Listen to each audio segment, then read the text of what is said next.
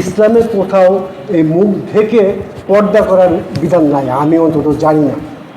আলেম সাহেবরা জানেন কিনা জানি না, কিন্তু আমি যাদের সঙ্গে মিশি, আমি নয়া দিগন্তে চাকরি করি, এদের সঙ্গে মিশে এদের যে মূল দল জামাতে ইসলামী, জামাত ইসলামীদের অনেক নেতার সাথে আমার ব্যক্তিগত পরিচয় ছিল, এখন খুব বেশি নাই, একসময় ছিল।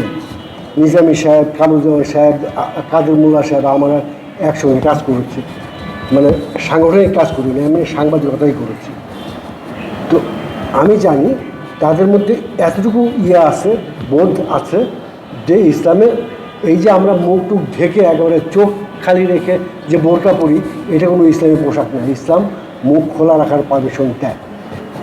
এরা জানার পরেও এত বড় একটা পার্টি যেটা ক্ষমতায় যাওয়ার কথা ছিল, ইঞ্জিনিয়ারিং না হলে ক্ষমতায় যেত এবং বিপুল ভোটে বিপুল সংখ্যাগরিষ্ঠতা নিয়ে যেত, সেই দলটা কিছুই বলতে পারে না। এরকম খালি একটা না, সঙ্গীত নিয়ে এরকম কথা আছে। সঙ্গীত ইসলামে নিষিদ্ধ, এটা কেউ প্রমাণ করতে পারবে না।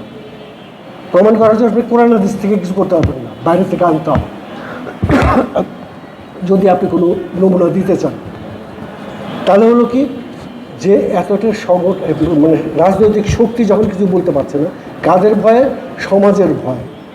ওই যে আবার কমে মাদ্রাসার লোকেরা আছে, এর লাইনে আশেপাশের লোকেরা আছে, এরা এটাকে গ্রহণ করবে না, কাজেই আমি এটাকে উল্টাতে পারবো না, আমাকে এইটা নিয়েই বয়ে যেতে হবে সারা জীবনের পর জীবন। এই যে ধারাবাহিকতা, এইটা ছিল ওই সময়।